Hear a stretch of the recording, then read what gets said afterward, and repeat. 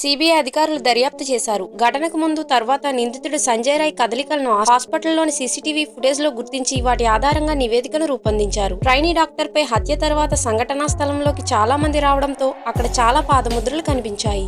మరోవైపు ప్రముఖ న్యాయవాది కపిల్ సిబల్ నేతృత్వంలోని 21 మంది లాయర్ల బృందం సుప్రీంకోర్టులో పశ్చిమ బెంగాల్కు ప్రాతినిధ్యం వహిస్తుండగా, సోలిసిటర్ జనరల్ తుషార్ మెహతా ఆధ్వర్యంలోని 5 లాయర్ల బృందం కేంద్ర ప్రభుత్వం తరపున వాదనలు వినిపిస్తోంది.